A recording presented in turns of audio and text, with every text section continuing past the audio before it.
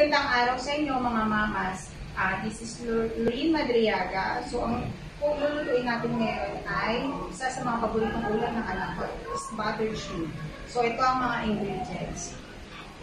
1/2 kilos of shrimps, 2 tablespoons of butter, 3 tablespoons of tomato sauce, 4 cloves of garlic, small size of onions, 1 cup of soda, and salt and pepper.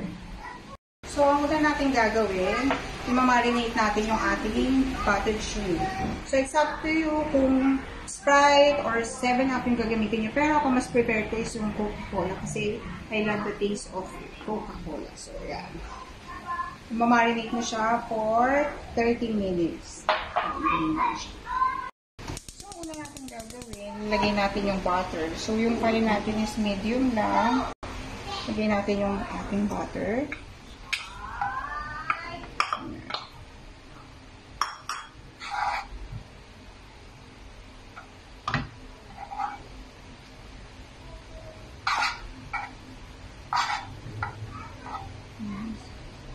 So, pagka na-melt na yung butter, saka natin ilagay yung ating garlic.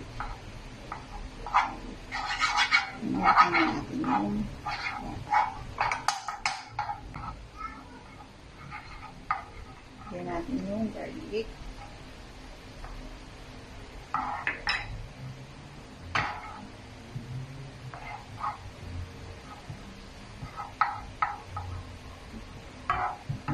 Ayan, takang-tamo lang ako na.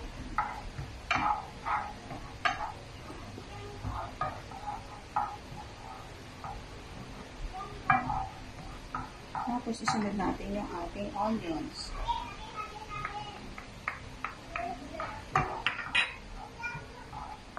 Make sure bago tayo magluto, dapat nagugas tayo ng mga kamay.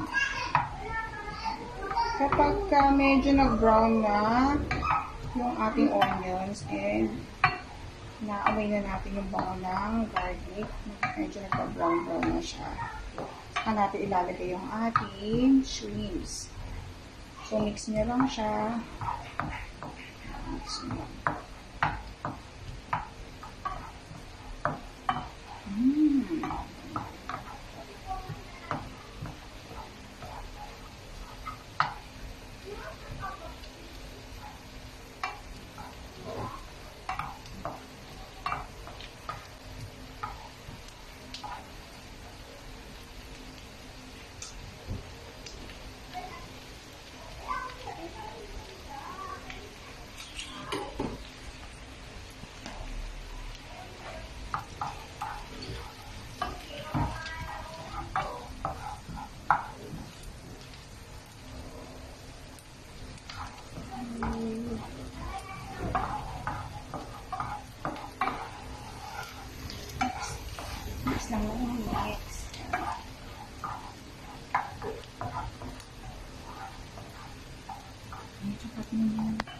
Ayan, next, ilalagay na natin yung ating nilalimate na shrimp.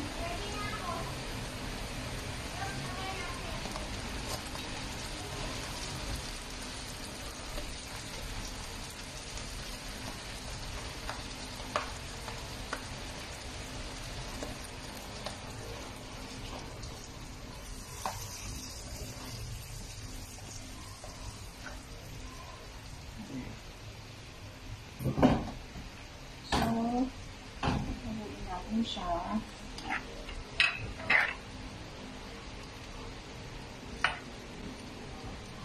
Sunod natin yung ating tomato sauce.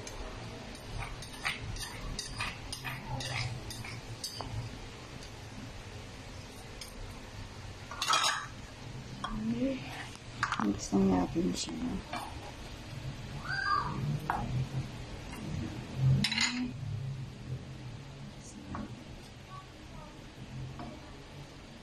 Dahan-dahan para hindi madulog ang ating shrimp.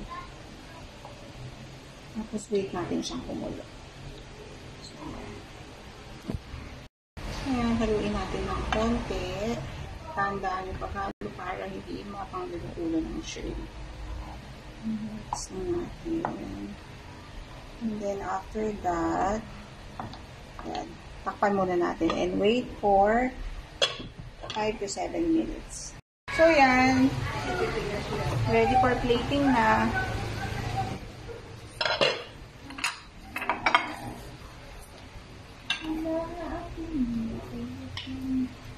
Ito na ang ating butter shrimp. Butter shrimp ni Mama Loris.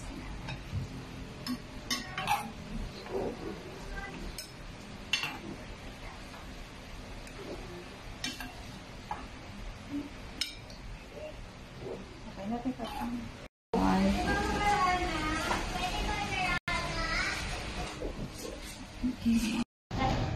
Okay. Okay, let's taste it. Taste it. 9.5 out of 10.